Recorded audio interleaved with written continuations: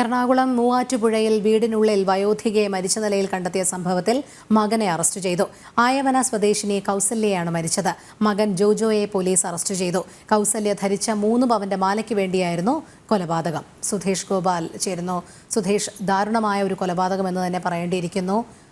മകനാണ് അമ്മയെ കൊന്നത്, അതും 3 പവന്റെ സ്വർണ്ണാഭരണത്തിനായി. വിവരങ്ങൾ. രോഹിണി, ഇന്നലെയാണ് ആയവന സ്വദേശിനിയായ കൗസല്യ എന്ന 67-കാരിയെ വീടിനുള്ളിൽ മരിച്ച നിലയിൽ കണ്ടെത്തിയത്. ഈ കേസുമായി ബന്ധപ്പെട്ട് മകനെ ചോദ്യം ചെയ്തതോടെയാണ് മകൻ കുറ്റം സമ്മതിച്ചത്.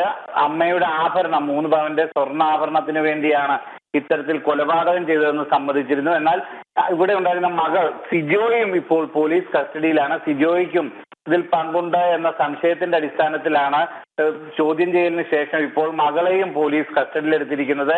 ഇതോടെ കൗസല്യയുടെ മരണവുമായി ബന്ധപ്പെട്ട് മകനും മകളും പോലീസിന്റെ പിടിയിലായിരിക്കുന്നു. വളരെ ദാരുണമായ ഒരു കൊലപാതകം, അതും സ്വന്തം അമ്മയെ സ്വർണ്ണാഭരണത്തിന് വേണ്ടി മക്കൾ കൊലപ്പെടുത്തുന്ന ഒരിക്കലും നമുക്ക് ഉൾക്കൊള്ളാൻ കഴിയാത്ത രീതിയിലുള്ള ഒരു കൊലപാതകം തന്നെയാണ് ഇവിടെ നടന്നിട്ടുള്ളത്. രോഹിണി. ശരി, സുധേഷ് ഗോപാലാണ് വിവരങ്ങൾ നൽകിയത്.